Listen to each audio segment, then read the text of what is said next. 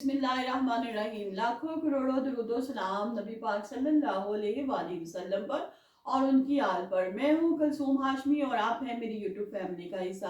अल्लाह से दुआ है कि आप जहाँ कहीं भी हो खैर खैरियत से हों। अगर अभी तक आपने मेरे चैनल को सब्सक्राइब नहीं किया, चैनल को सब्सक्राइब करें, लाइक करें, कमेंट्स करें और बेल आइकन के बटन को प्रेस करें ताकि मेरी आने वाली हर नई वीडियो आप तक पहुँच सके। 2 साल तक कत्ल का जो मास्टर प्लानर है वो पुलिस के आसपास घूमता रहा। पुलिस को पता न चला। फैमिली को बताया कि जो केस है वो सॉल्व हो गया है और एक मामूली सी गलती करने वाले को पकड़कर सजा दे दी गई। लेकिन जो मास्टर प्लानर है वो पास पास ही घूमता रहा और उसको पूरी इन्वेस्टिगेशन थी कि अब जो मामला है वो किस तरफ जा रहा है, केस क्या रुख इख्तियार करेगा।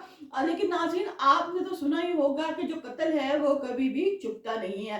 कत्ल के 2 साल के बाद जब वहां का जो एसपी है वो चेंज हुआ तो उसको एक नंबर से व्हाट्सएप पर मैसेज आता है कि जो फलां तारीख का 2021 का केस था, वो जो बंदा है जिसको के सजा होनी थी वो तो सरेआम घूम रहा है, लेकिन जिस बंदे ने मामूली सी गलती की उसको पकड़कर जेल में डाल दिया गया है। जब एसपी को ये मैसेज आता है तो उसके बाद जो एसपी है वो पूरी डिटेल हासिल करता है और जो कातिल है उस तक पहुंच जाता है। कातिल कौन है, कत्ल क्यों किया गया, इसकी वजह क्या है, उसके बारे में अपने इस ब्लॉग में मैं आपके साथ डिटेल के साथ शेयर करूंगी। लिहाजा आपने इस ब्लॉग में शुरू से लेके एंड तक मेरे साथ रहना। नाज़रीन, ये है हरियाणा सूबा, इंडिया का है। उसका जो शहर है वो है पानीपत। वहां पे विनोद हरनाना जो है वो रहता था, जो कि काम करता था, काफी अमीर था, बड़ा उसका बिजनेस था और वो अपने बिजनेस की वजह से वहां पे काफी मशहूर था। एक दिन वो अपनी नौकरी से फारिग होकर, काम से कारोबार से फारिग होकर वापस जा रहा था कि आगे से एक पिकअप के साथ उसकी टक्कर हो गई। टक्कर इतनी शदीद थी कि वो दूर जा गिरा और जिसकी वजह से जो उसकी दोनों टांगे हैं वो फ्रैक्चर हो गई। फ्रैक्चर होने का मतलब है कि वो चारपी पे पड़ गया 6 महीने साल के लिए। अब जिस बंदे से उसका ये एक्सीडेंट हुआ उसका नाम देव था, वो ड्राइवर का नाम देव था।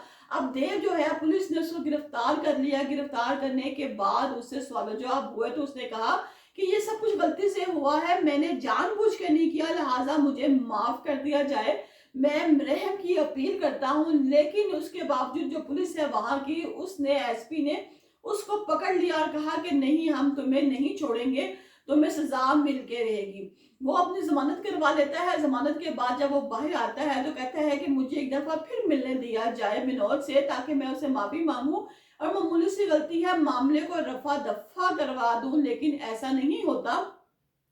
वो जब बाहर आता है, बाहर आने के बाद विनोद के घर जाता है। विनोद की बीवी भी घर पर होती है। वो जाके उसे कहता है कि मैं, छोटे छोटे मेरे बच्चे हैं, मैं ड्राइवर हूँ, मैं तुमसे माफी चाहता हूँ, गलती से ये हो गया, तुम्हारे टांगों पे चोट लग गई तो मुझे माफ कर दो, मामला रफा दफा करवा दो ताकि मेरी भी आसानी, मेरे लिए भी आसानी पैदा हो जाए। लेकिन यहाँ पर विनोद जो है वो नहीं मानता। तो ये जो देव है ये अपनी गन निकाल कर उसको गोली मार देता है और वो वहीं पे मर जाता है। तो उसकी बीवी चीखती चिल्लाती जो है बाहर भाग जाती है। ये 11 बजे का वाकया होता है जब अमूमन सब लोग जो हैं वो अपने अपने काम पर गए होते हैं। तो ये गोली मारने के बाद जाता है तो उसकी बीवी वाह मचाना शुरू कर देती है और जब विनोद है इसको पुलिस पकड़ लेती है।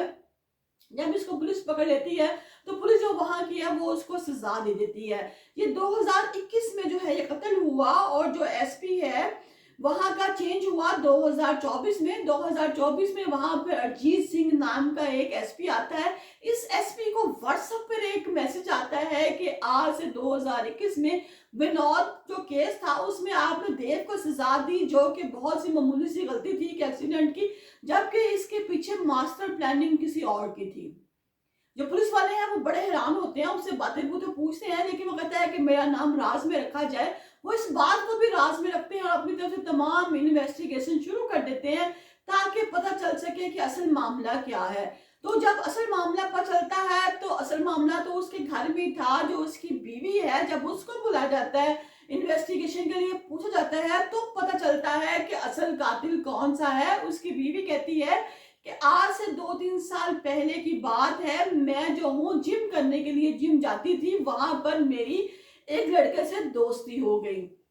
जब मेरी उससे दोस्ती हो गई तो हमने सोचा कि क्यों ना हम लोग शादी कर लें। लेकिन शादी के लिए सबसे बड़ा मसला ये था कि मैं पहले से शादीशुदा थी, मेरी विनोद के साथ शादी हो चुकी थी और मैं जो थी वो चाहती थी कि विनोद को भी ना छोड़ूं, क्योंकि विनोद मैंने आपको बताया उसका अपना कारोबार था, अपने इलाके में जाना पहचाना जाता था, काफी अमीर था। वो कहती कि मेरी नजर भी विनोद की दौलत पर थी कि किसी तरह मैं विनोद की दौलत भी हड़प कर लूं और विनोद रास्ते से भी हट जाए, सांप भी मर जाए और लाठी बिना टूटे। इसके लिए हम दोनों ने मिलकर एक प्लानिंग की, मैंने और मेरा जो जिम का इंस्ट्रक्टर है उसने। हमने कहा क्यों ना हम विनोद को मौत के घाट उतार दें।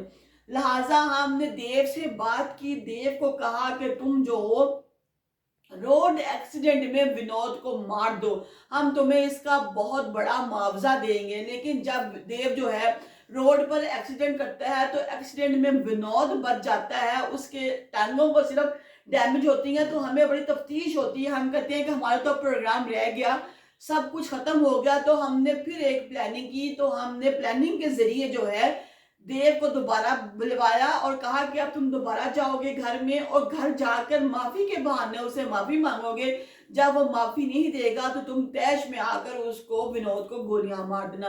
लिहाजा जो पूरा अमल है, पूरा एक्ट है, वो हमारे मास्टर प्लानिंग का हिस्सा था। और इस मास्टर प्लानिंग को तरतीब देने के लिए मेरे साथ ये देव भी शामिल था, मेरा जो कोच है वो भी शामिल था और मैं भी शामिल थी। और हम इसी तरीके से सोचा कि विनोद को हम लोग रिश्ते से हटा सकते हैं, क्योंकि मैं जो हूँ किसी और से प्यार करती हूँ और मैं शादीशुदा थी और मेरी जो नजर थी वो विनोद की दौलत पर भी थी कि मैं विनोद की दौलत हासिल कर लूँ। उस वक्त का जो एसपी था वो हमारे साथ मिला हुआ था, हमारे साथ मिले होने की वजह से उसने उसी वक्त उस मामूली सी गलती पर देव को थोड़ी देर के लिए सजा दे दी और इस केस को खत्म कर दिया। और अब जो एसपी है वो आपको मैं बता चुकी हूँ कि वो न्यू आया था और इसी का जो जेठ है लड़की का, इसी ने वहां से बैठकर, ऑस्ट्रेलिया से बैठकर इस नए एसपी को कहा था कि जो मेरा भाई कत्ल हुआ है वो देव ने कत्ल नहीं किया, इसके पीछे मास्टर प्लानिंग किसी और की थी और जो मास्टर प्लानिंग थी